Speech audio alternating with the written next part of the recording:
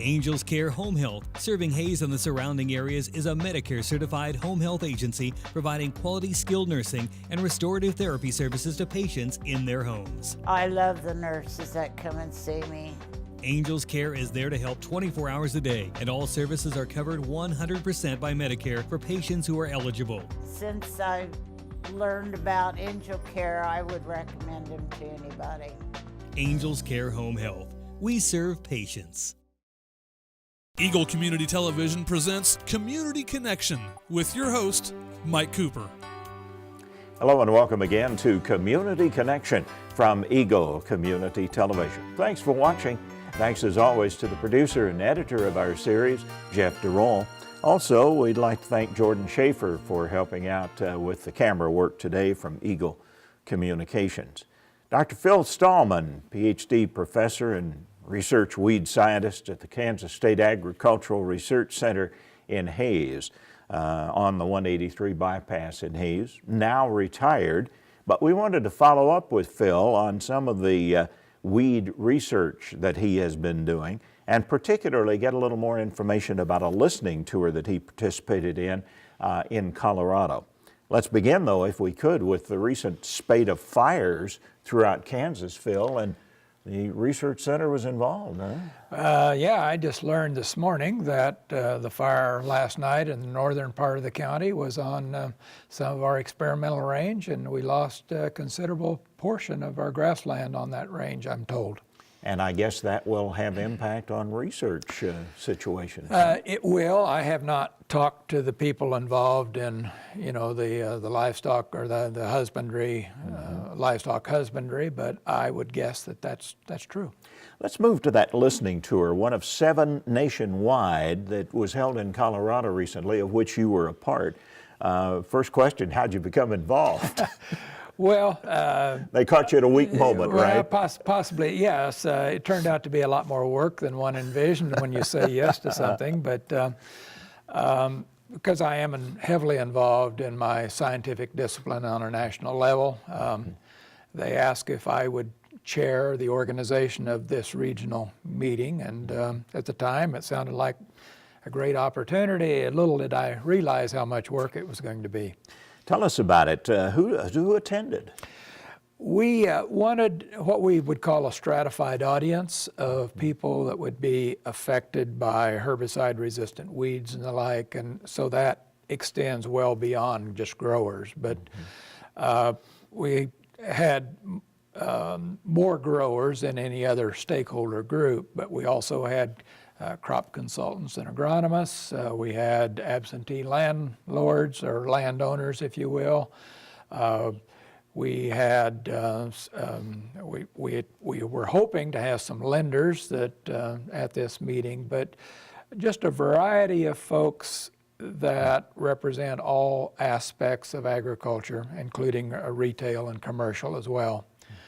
And we had it in northeastern Colorado as a central location to the Central Great Plains. And so we had about 110 participants. These were invited participants, representing 6 different states in attendance. And the main focus of the idea for the listening tour, what was the purpose, Phil? Well, we have been, those of us in academia and industry have been promoting herbicide resistance management techniques for several years now, but we're still losing the battle. And so rather than trying to educate, we decided it was actually time to hear from people on the front lines in the field to get their ideas, to find out what they have been successful with or what has not worked, what their biggest barriers and challenges are to herbicide resistance management, and then follow that up with some of their greatest wants and needs, if you will. And what did you find out? Found out quite a lot. We did not, unfortunately, find out any new management techniques is what we were kind of hoping to find out. Most of the things we learned we were aware of, But in terms of some of the barriers and challenges, the biggest thing right now to effective management is simply the terrible farm economics. Growers simply cannot afford to practice some of the things that we know that are effective because of the poor economy. Other things that came in for criticism, if you will, is government regulations. Quite a lot of frustration with some of what many growers consider to be regulatory red tape, some regulations that simply don't make a lot of sense to growers here in this part of the world. And so those would be some of the major barriers. And I guess the other thing was that one thing that was not necessarily a surprise, but it really came out rather strong, even though we have done extensive education on and trying to educate growers on ways to practice good herbicide-resistant management. That was another area, another barrier and concern that we're not reaching many of the people that need to be reached. Wow. So more is needed in that particular area as well? More is needed in that arena, and not surprisingly, multiple methods of communication, not only print publications, but certainly social media, if you will, websites, all phases of communication in order to reach the most people. And from that, nobody really had the magic bullet from all of those people that attended that had the thing that was really working for everybody. Once in a while you would find individuals that either did not have herbicide resistance, they weren't dealing with it presently, although they're very frightened by it. And predictably, most of those individuals are already practicing what we would call or they're taking a proactive approach that is considerably more complex than what many people have been doing because of the complexity as well as the greater cost to some of those measures. Most people are reluctant to adopt a proactive approach. They would rather do it reactively. And we have some long-term studies that would indicate that while we can't guarantee a return on investment on a proactive approach, over a long period of time, we believe that there is a case for a good return on investment by doing things proactively. But in our current economic and climate, they're worried about surviving this year to get to next year and not really the longer term. So it does come down basically to economics. It comes down to, many growers know some things that they should be doing, but it is really, the barriers are really economic at this point. Phil, I wanted to get into specifically some of the weeds that you've been dealing with here. Bindweed, of course, is one of the ones that probably homeowners as well as agricultural producers recognize. Kochia may be another one. But there's a third weed, and take us through these, if you would, and even then going to mare's tail and some of those.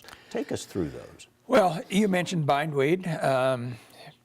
Historically, bindweed has been a major, it's a perennial weed for us. And but as we have, in our farming systems, as we have moved to more reduced and no-tillage production systems, those involve quite a lot more herbicide use in those systems.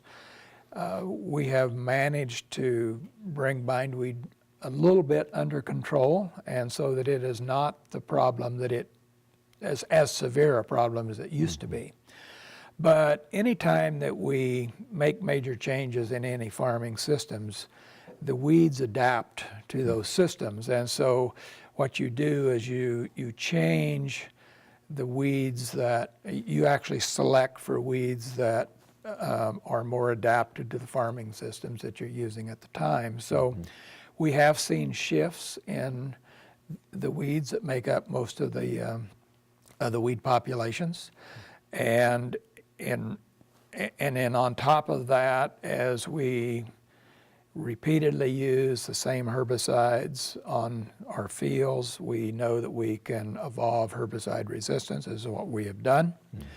And there's three major ones there that we're dealing with, and the one that was one of the first ones here in Kansas is a weed called horseweed, also called mare's tail. It tends to be a little more of an eastern Kansas weed, but it does appear throughout the state. That has developed resistance to glyphosate herbicide, but there are other herbicides that we can use to control that fairly successfully. So that's not, yes, it's a troublesome weed, but it's not a crucial or critical problem. The weed that is of most or greatest concern in the western part of the state is kochia. That's a very drought-tolerant weed that, the hotter and drier it is, the better it seems to like it. And but that is not that great of a problem in the eastern part of the state, but in the semi-arid parts of the state, it's a major problem. And so it is one that we have been dealing with now for about 10 years or so in the herbicide resistance aspects. But the other of the big three, if you will, is it's not a new weed for us, but and that is Palmer amaranth. It is a pigweed species. And over the years, that it has simply displaced some of our more common, the old redroot pigweed, if you will. In fact, it's hard to find redroot pigweed anymore because it's being displaced by Palmer amaranth. But Palmer amaranth has developed resistance or has evolved resistance to glyphosate as well. And its growth habit is far more aggressive, and the fact that it will germinate pretty much all summer long with rainfall events and the like, it is a much more threatening weed to deal with than any of the others that we commonly have. Well, I know you're thinking about some consulting work now in retirement, so maybe there'll be some more information forthcoming on that particular one.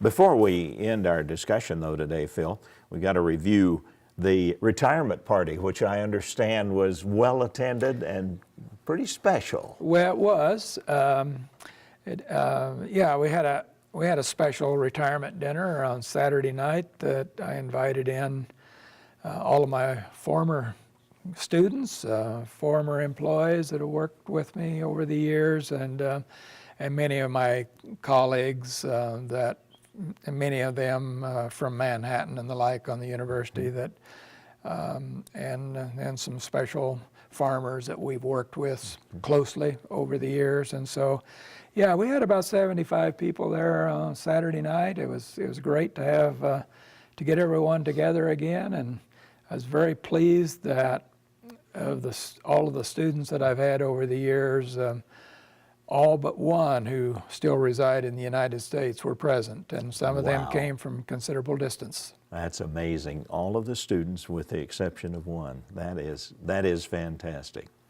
6 years associate editor of the scientific journal Weed Technology.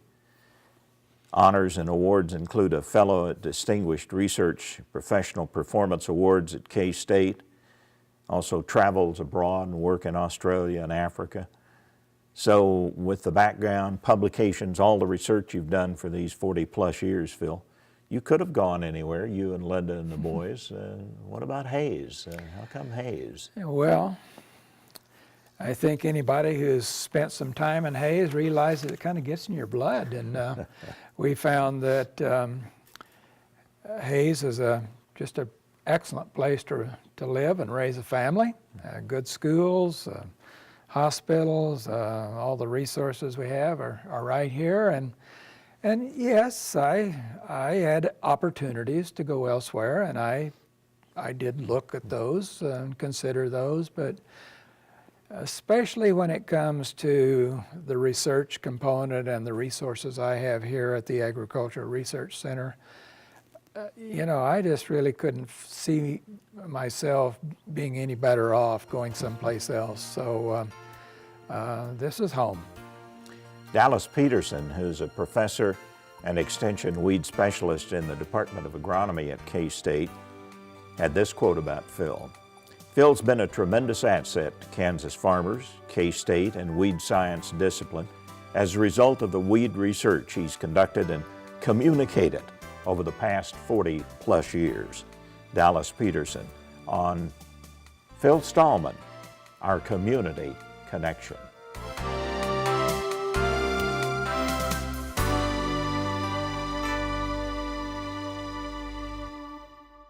Angels Care Home Health, serving Hayes and the surrounding areas, is a Medicare-certified home health agency providing quality skilled nursing and restorative therapy services to patients in their homes. My Angel Care physical therapist taught me how to do exercises safely. Angels Care is there to help 24 hours a day, and all services are covered 100% by Medicare for patients who are eligible. It gives us independence in our home. Angels Care Home Health. We serve patients.